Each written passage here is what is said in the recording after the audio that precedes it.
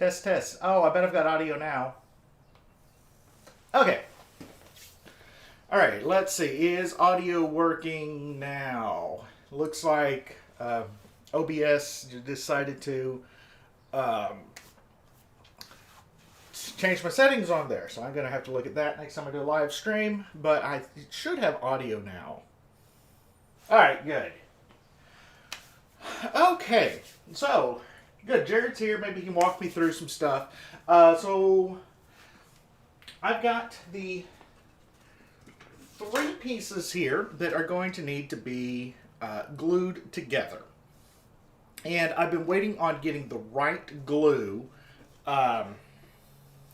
in order to chemically weld these together. Now, typically with PLA, I'd be using super glue, but I have found a product called 3D Gloop.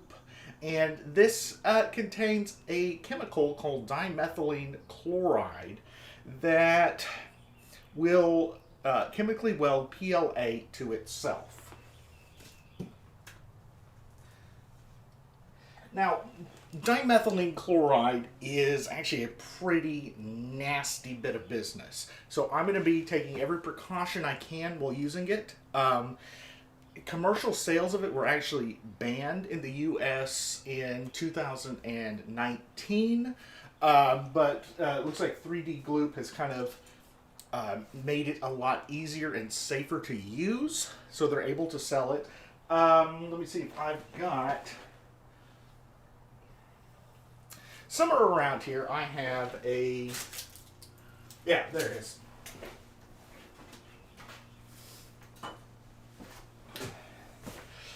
At one time, you could easily buy dimethylene chloride in the form of paint stripper.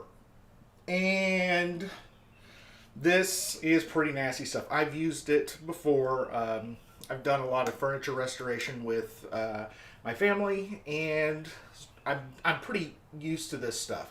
However, this is the old school paint stripper. The stuff you can buy now in the stores does not have the dimethylene chloride in it. I've just had that here for several years before the ban was implemented. So the big advantage of using this chemical is, again, it can chemically weld the pieces together. And that's what has been one of the advantages of printing in ABS plastic. You can use acetone, which I've got here, to chemically weld it. Acetone, however, is a much safer chemical to use. It's fingernail polish remover. So it's used all day long in normal procedures. But the dimethylene chloride, not as safe. But we're going to take all the safety precautions, and we'll get there here in just a little bit. Okay, so here's the process we're going to do today. In each piece, between the joints, are 4 alignment holes. In each of these holes is going to go an alignment pin. I've got 7 of the 8 alignment pins already cut out. I'm cutting these to 20 millimeters in length. These are made of 2 millimeter threaded rod. I ordered this off of Amazon. It's essentially model airplane parts. So I'm going to go ahead and cut the final one. And I'll kind of walk you through that process. So I've got a vise here. And I've got the extra rod stock here that I'm going to place in it.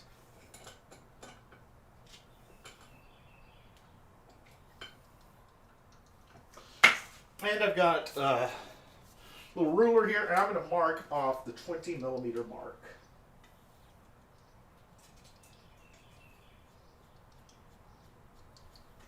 Alright, I've got that marked. And there's a couple ways I can cut this. I found the quickest and easiest way is just, I'm going to use a metal cutting bit on my Dremel here. This will get a little loud and you'll see some sparks fly, but it's perfectly safe.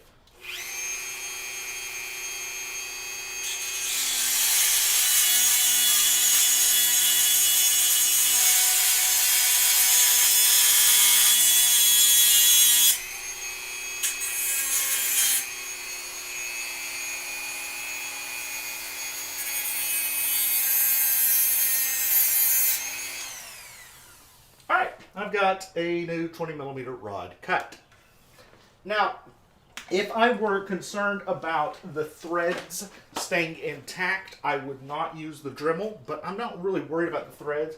The only reason I'm using threaded rod is so that it will have more places to bind on the plastic itself.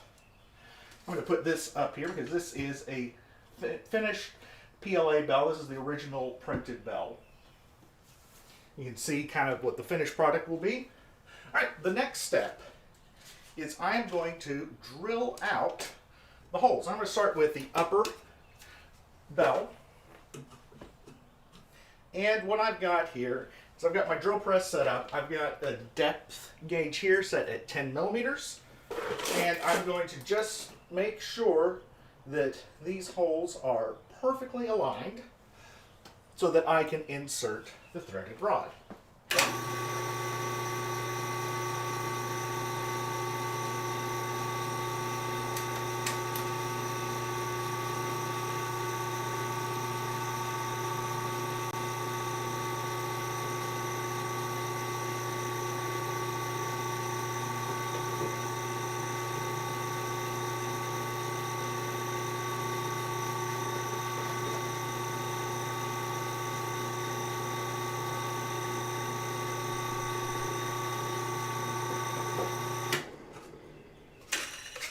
Okay, I've got that taken care of. So those are now drilled out so I can insert the rod. Let me do a dry fit, just double check. Fits in nice and snugly. Perfect. Okay. Next step here is I'm going to take this and I'm going to set these on the ground real quick. And I'm going to rough up the edge of the upper bell here. I'm going to use 120 grit sandpaper.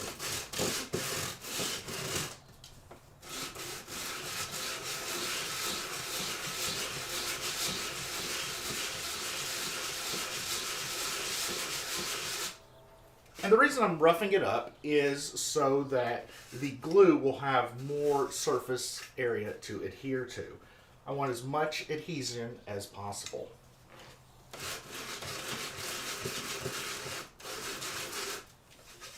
And I'm sanding this against a piece of marble. It's a piece of 12 by 12 marble tiles. It's going to be really pretty flat, so I'm not going to be too worried about changing the angle on here. Okay, next step is I've got to prep the same surface on the next joint here. Now, before I do that, I'm going to go ahead and take off the key. You'll see on here, I've 3D printed this blue lever here. This kind of gives me an idea of the size and shape of what the key work will be. And before I go cutting that in metal and soldering stuff in place, I'm going to go ahead and prototype all the key work in 3D printed plastic.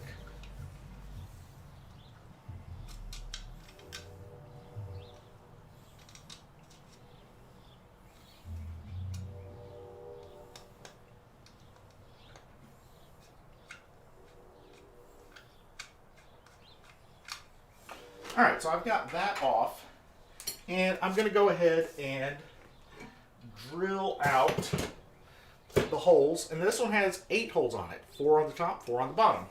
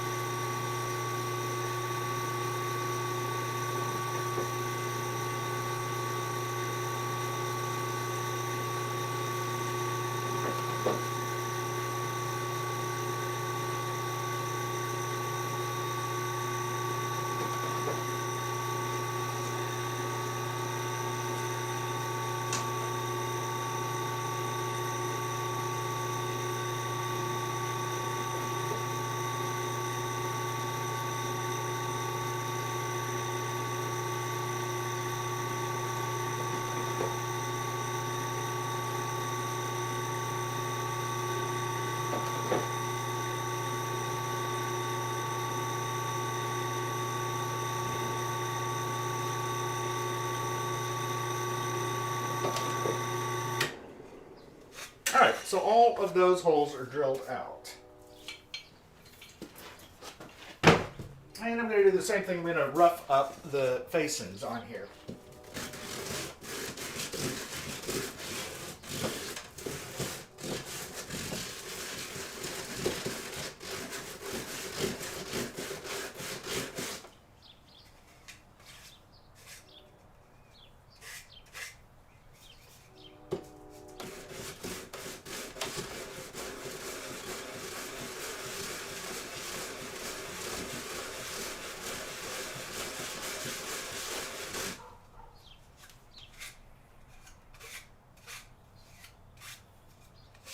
Alright, that is good.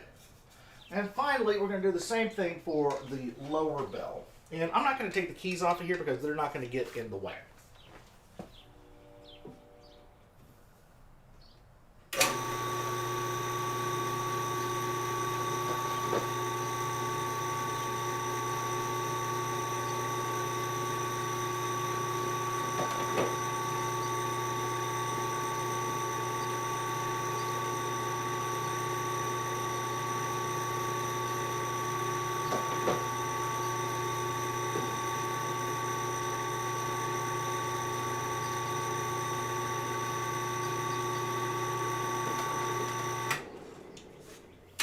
Alright, and to rough up the face.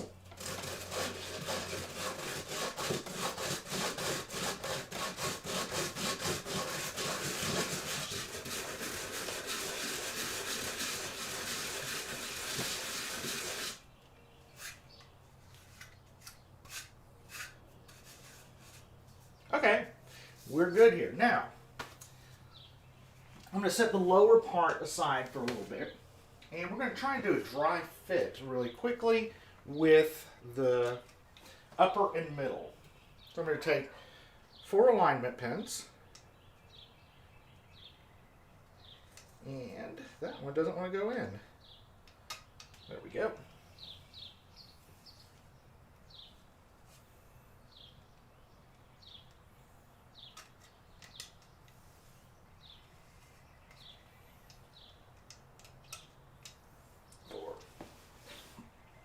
Take this, and if we're lucky, these are going to align perfectly.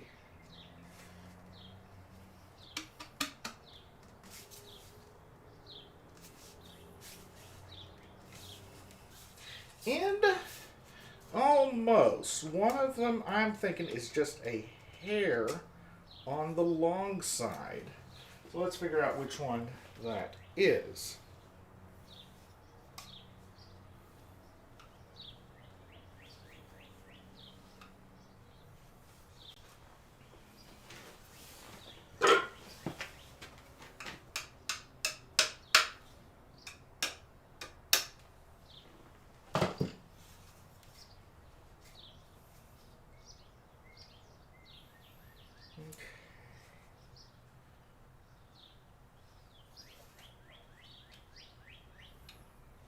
Okay, so I've got one here that I want to take off about 1 millimeter on. It's just going to be too long. Oh, and I see why it's too long.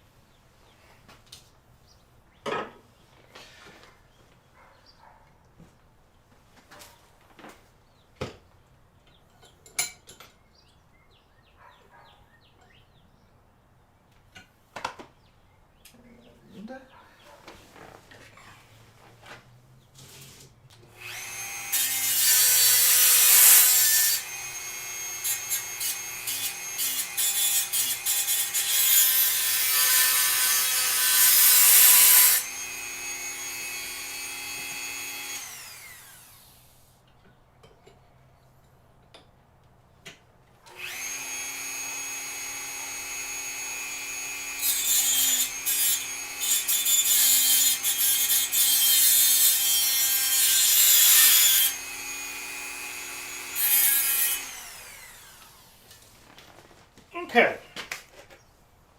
Should be perfect now.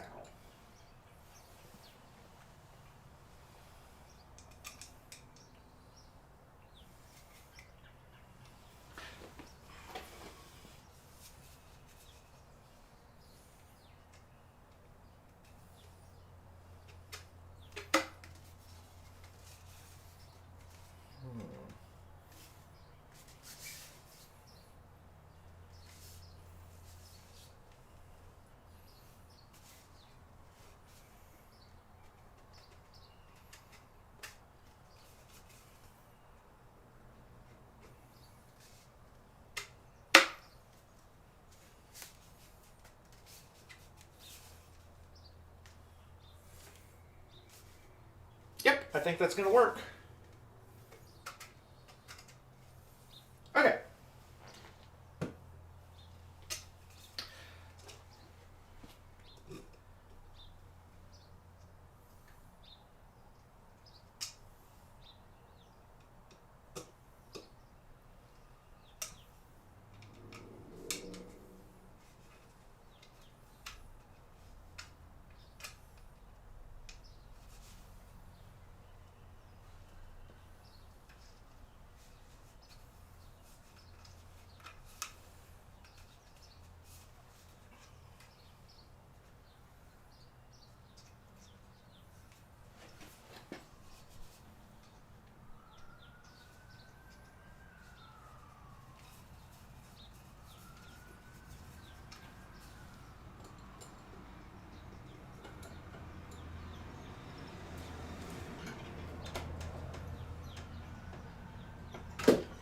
There we go.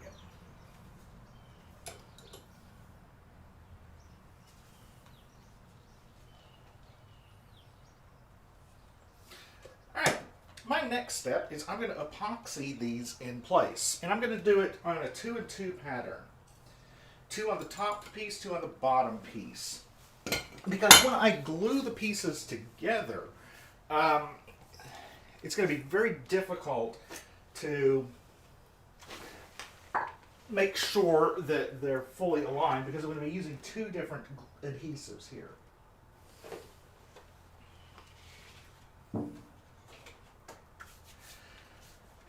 Okay.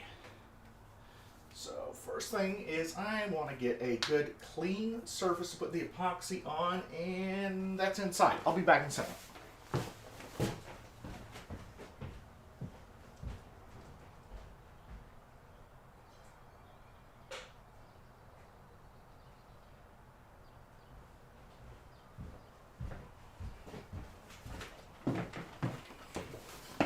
Alright, I've got an epoxy mixing tray here, and I've got my Gorilla Glue epoxy.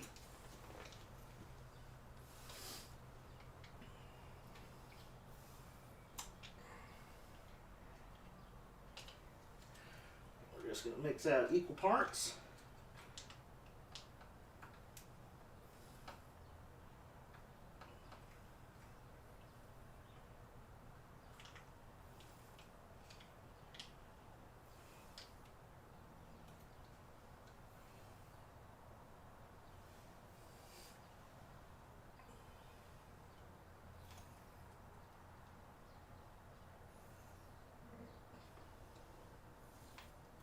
That closed back up.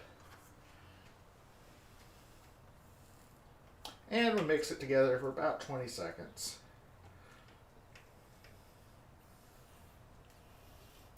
And again, let me know if you guys have any questions on this process. It's fairly straightforward at this point. Okay, that should be good.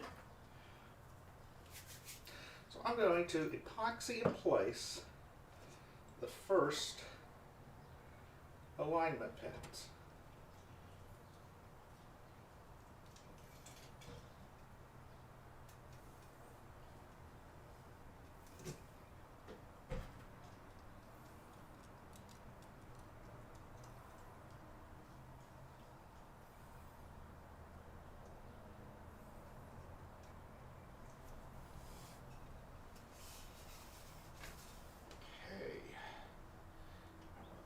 Sure, there's a seam on this joint that I want to the back.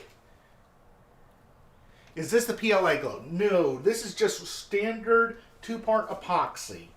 This is stuff you can get at any hardware store. Okay, so I want that one and that one. I'm going to actually, a little mark there, no one will ever see. That one and that one.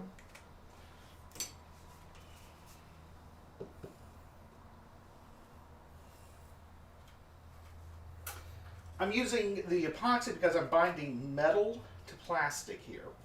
I will use the PLA glue when I'm binding the plastic to plastic. I could also easily just use super glue here.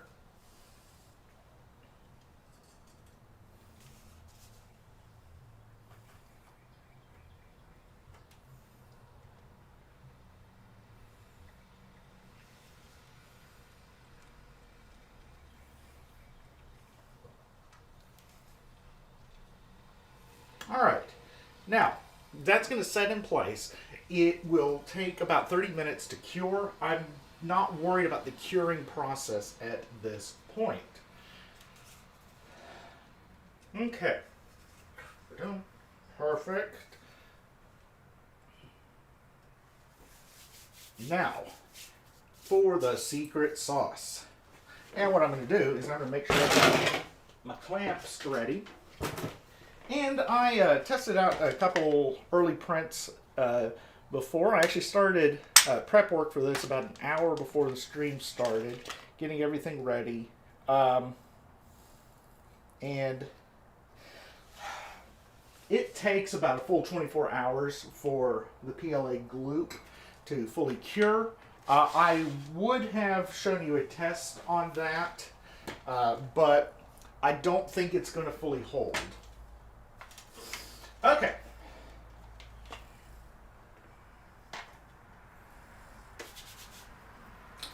Let's get ready for this. Step 1, PPE. Big, heavy gloves. I am not going to fool around with this stuff here. Also, because of this stuff, I am wearing some of the nastiest clothes I own, which is why I look like crap. Because this stuff will basically eat through cloth, your clothes. It'll burn your skin. I don't want to mess with it too much. So,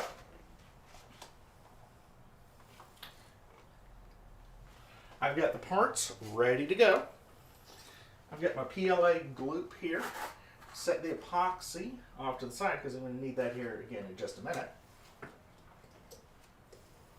And I'm going to brush off the excess. And I'm just going to slowly work this on to the facing here. And if magic works, it'll start to melt the top layer chemically.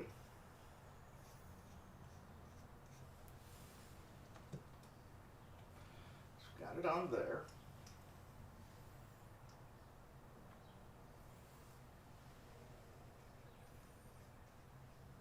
Now, I've watched several YouTube videos on this stuff, and basically after it cures, it's virtually unbreakable on the seal. In fact, you are more likely to have the layers break than you will the glue break, which is absolutely fantastic for PLA.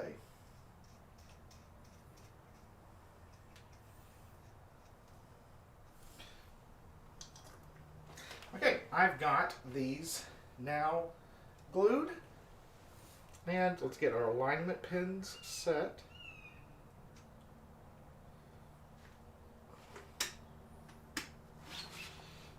Okay.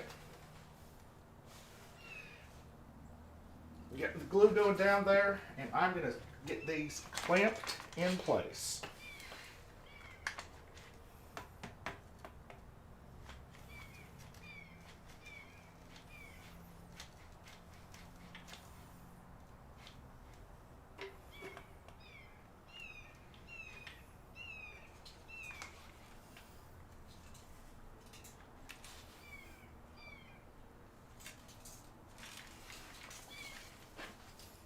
Perfect. I see a little bit of the glue coming out the side. And the other thing that the PLA gloop will do is it will smooth it out. So I'm actually going to take a little bit and I'm going to put just a thin line right across the seam, which will make sure that it's nice and smooth. And once it's cured and hardened, tomorrow I will be able to sand it down, and you should never know that there's a seal there.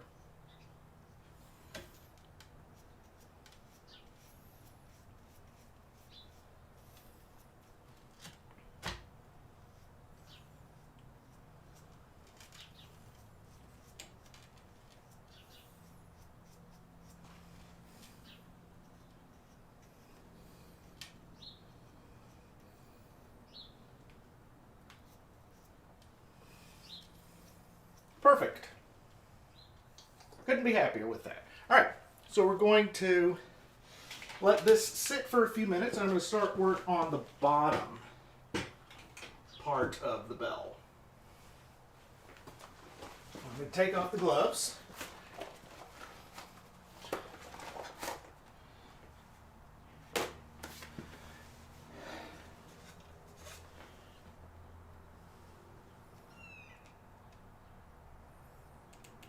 And let's see really quickly if these are going to align.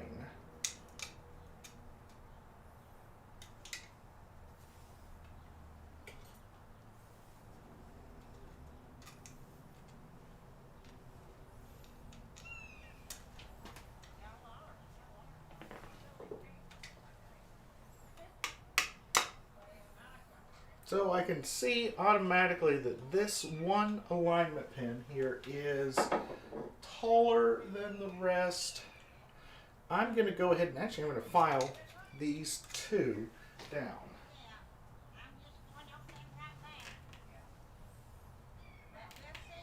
Oh, by quite a bit actually.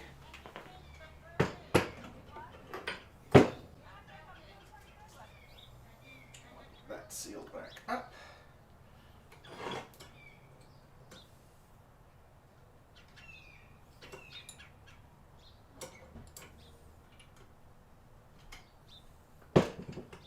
So I'm going to cut these off even. One's about a full millimeter longer than the other.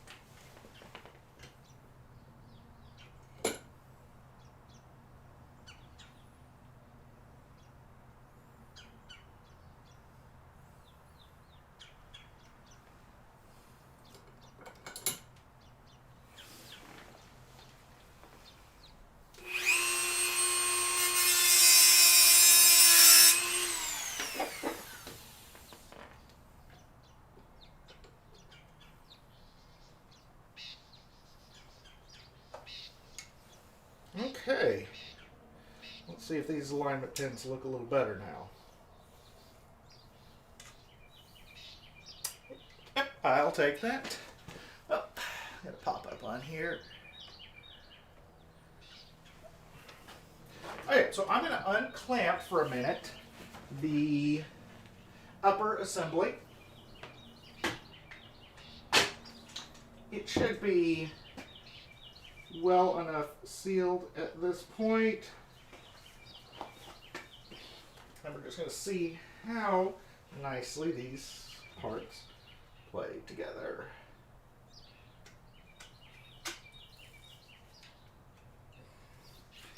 And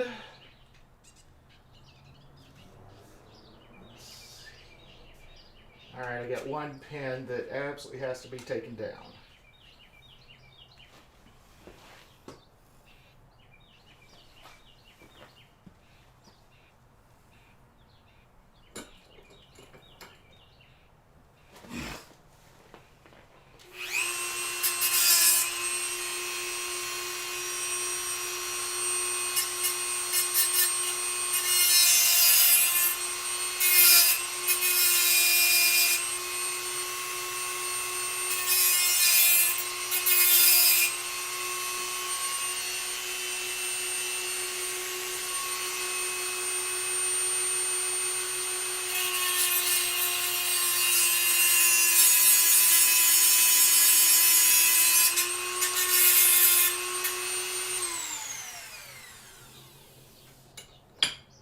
Okay.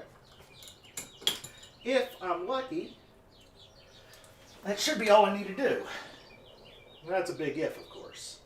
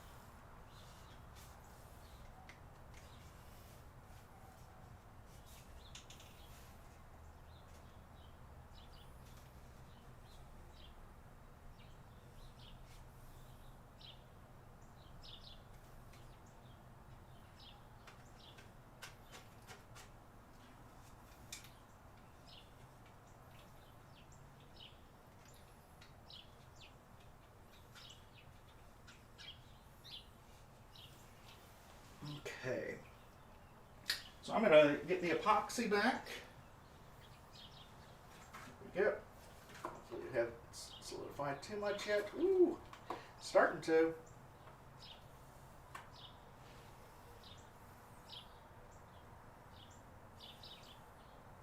Might need to mix up a little bit more epoxy. In fact, I am, because that's just gotten too hard to work with.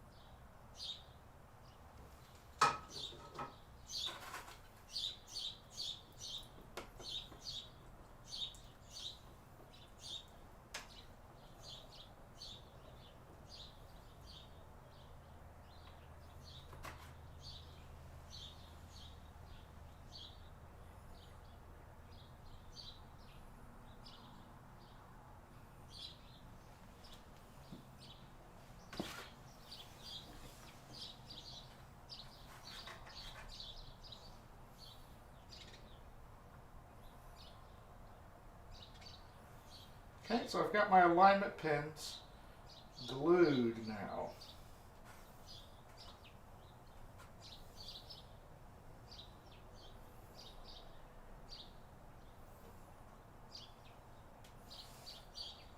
Next step is going to be the PLA glue. So, back to the gloves.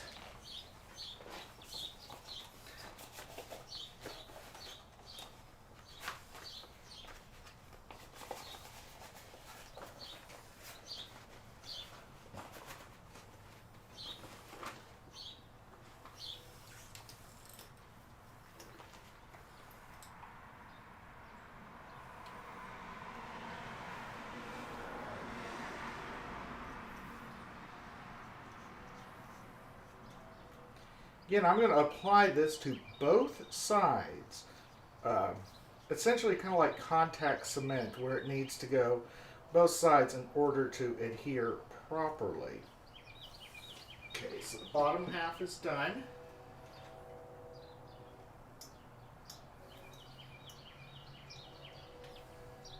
And now for the top half.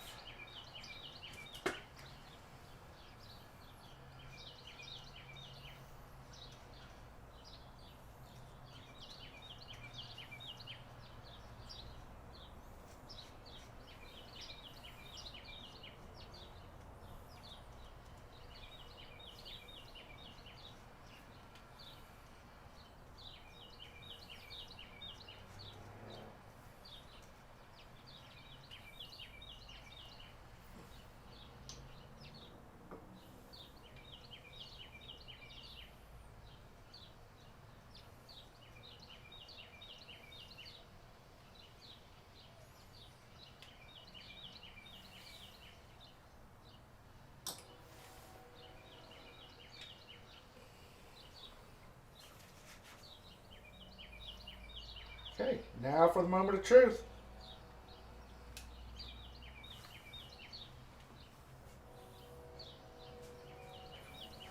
Okay, we are in, and we're going to go back to the clamps.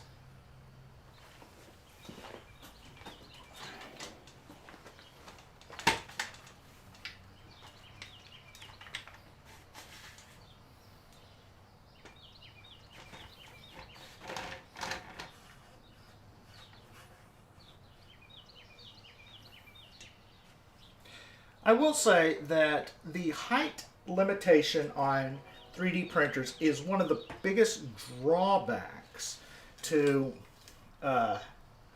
printing musical instruments like this in 3D, because I can only go up to 300 millimeters tall. And Jared's actually designed these to be printed on a printer that can only go up to 250.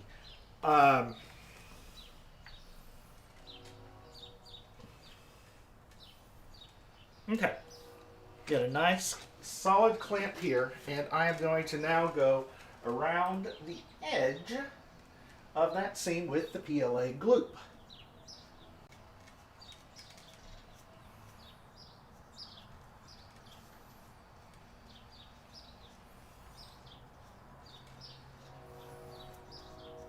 And I'm going to be pretty generous with this.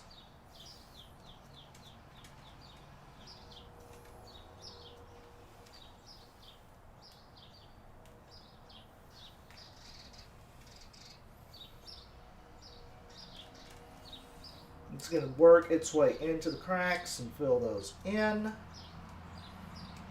Just smooth everything out.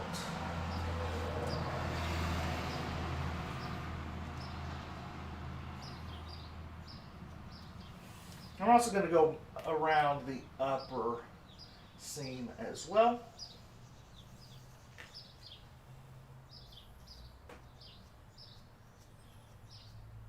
One more time.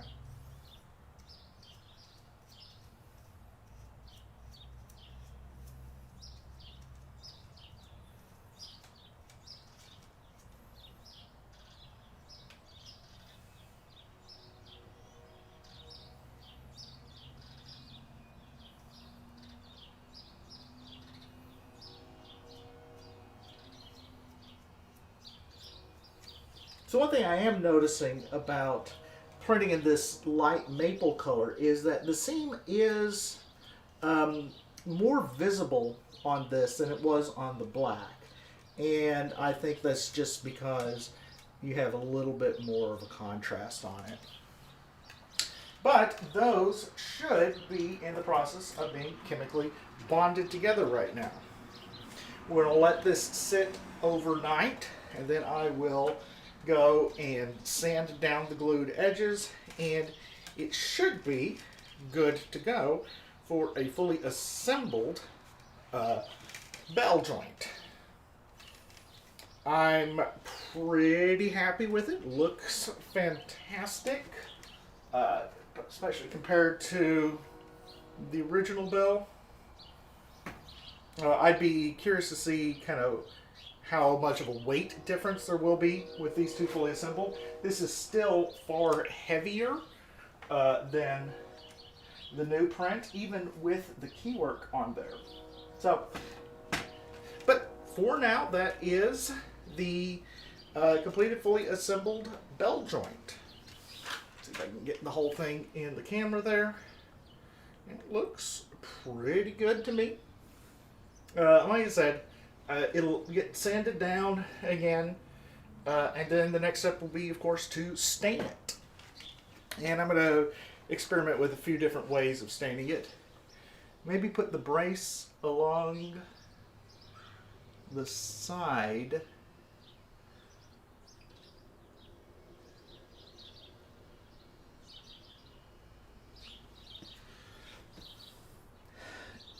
Which brace are you talking about?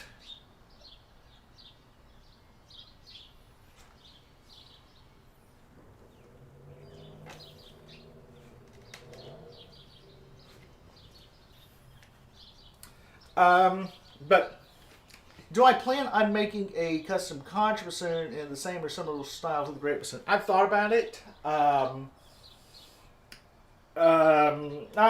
kind of drawn up some plans for it, but nothing concrete right now. There's other projects to do before a new style contrabassoon. There are other people working on that.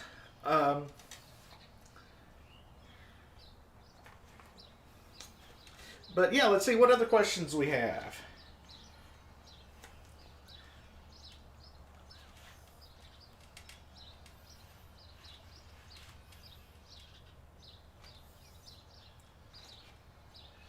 All right, I'm still kind of waiting on Jared's response on that.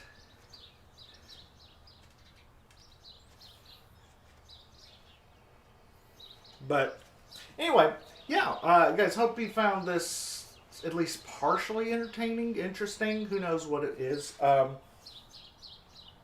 Yeah, so I am pretty pleased here. If the 3D gloop does what it says it's going to do, then these are going to be fully bonded together. There's not going to be any separation at all on the glued joints, which means that it's going to be as strong. So yeah, you were asking maybe put a brace along the side to keep it aligned. And I'm trying to figure out what side you mean, Jared.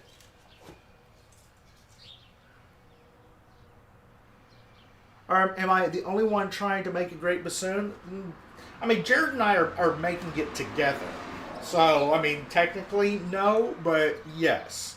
I'm the only one who has put in the... Jared and I are the only ones who have put in the time and effort to develop this. I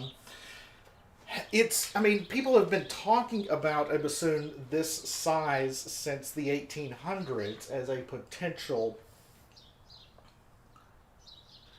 How confident am I in the intonation of the latest great bassoon? So it is exact same tone hole dimensions as the last one. With the last play test, the only issue was the vocal was too long. Get angle iron strapped on it to keep it straight. Maybe overkill. Yeah, I think it's overkill here because this is, got all the pins in it. But yeah, no one else is working on a great bassoon design that I am aware of. I mean, again, there's not a lot of development in the bassoon world. Bassoon is the slowest instrument to evolve and change over time. I mean, the modern bassoon has been unchanged for almost 120 years now, with minor developments. But even those minor developments, a lot of them haven't even taken off yet. I mean, people are still playing on bassoons that are 100, 110, 120 years old and have no problems with them. So yeah. But the goal with this is a completely modernized instrument, modernized key work, modernized tone hole position. So yeah. And I guess the next step is after this, Jared and I will need to sit down and finish the redesign of the bass joint. We've already had a couple of design sessions on that. It is proving to be a much more tricky design than the bell. The bell only has 6 posts on it. And so I think the bass joint is going to have like 28 posts on it. So it's a lot more work on that single joint. The boot joint is more complex still. The wing joint I think will be fairly simple though. Yeah, but if there aren't any other questions, we'll go ahead and end this because I've been working on this now about 50 minutes, and then there's the whole hour before that you didn't see of all the prep work. But yeah, if everything goes right, I will have this all ready to go, and I can start well, no, I'm not going to do any staining on it until I've got yeah, I don't know. We'll see. I got to figure out exactly how I want to go about staining it. If I want to do solid color, if I want to do tiger striping, we'll see. I've got several different options on that. And how I want to go ahead and put a varnish on it, which I'm pretty sure I'm going to do is the shellac. So, alright. If there aren't any other questions, that's it for today, guys. Thank you so much for watching. I hope you got something out of it. It's a slow and tedious process because I'm seeing my old Facebook post, and we were already printing parts of this over a year ago. So it has been over a year in the making to get to this point here. Long, slow process, but it's worth it. At least I think. Okay, guys. All right, get my gloves off so I can end the stream. So.